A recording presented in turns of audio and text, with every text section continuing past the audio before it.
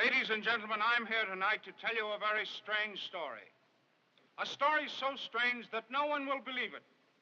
But ladies and gentlemen, seeing is believing. And we, my partners and I, have brought back the living proof of our adventure.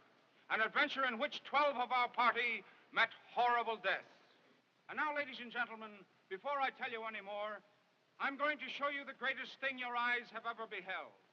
He was a king and a god in the world he knew.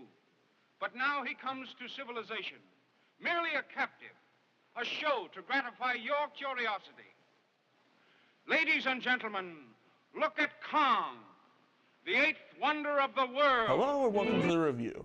Who'd have thought a movie about a giant ape who climbs buildings, kills dinosaurs, and kidnaps women would be considered a classic?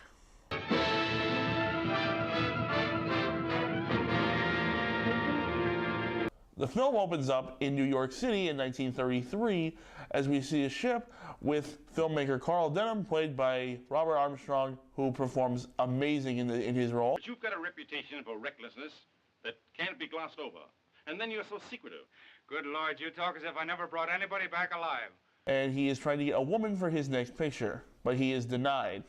So he goes out into the streets of New York looking for a woman when he comes across Ann Darrow, played by Fay Wray. He convinces her to come with him on a voyage to Skull Island, an uncharted mystical land where these fantastic creatures run amok.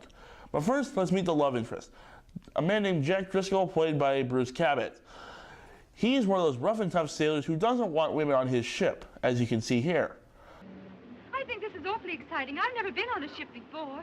Well, I've never been on one with a woman before. When they make it to Skull Island, they are unwelcomed by the natives.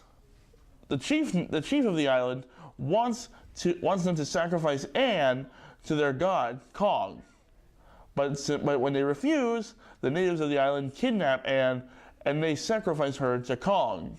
This is where the amazing effects kick in.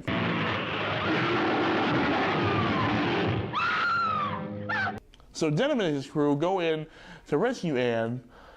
On their way, they actually fight a Stegosaurus in a really brutal scene, especially for 1933. Give him another one.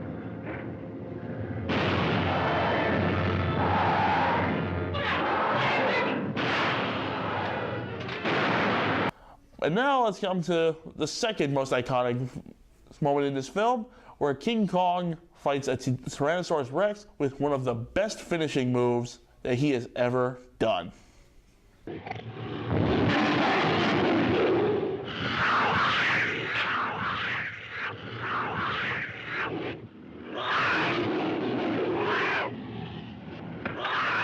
Finish him! Fatality. So while the crew are attempting to cross a log to get to Kong, Kong notices the men trying to cross the log, so he picks up the log and starts shaking men off of it. Now this scene is very controversial because there actually was a lost scene where the men didn't just die when they fell off the log. There was supposed to be a scene where it continues, where you see a bunch of giant spiders. Well, this scene was never finished and it is lost. Only images remain. So Jack Driscoll is the only one to make it across the log safely, and he goes after Kong and Anne. He actually rescues Anne while Kong is busy fighting a pterodactyl. Although, because Kong is really mad, he goes back, they open the gates for Kong, he destroys the village, and then Carl Denham eventually knocks out Kong, and they bring him to New York City. So after Kong is captured, he is brought to New York City, where he is paraded off as this eighth wonder of the world. Well, Kong escapes. No crap. After he destroys half of New York City, he finds Anne, and then one of the most iconic end scenes in a movie ever, he climbs the Empire State Building where he fights off some planes and is eventually killed.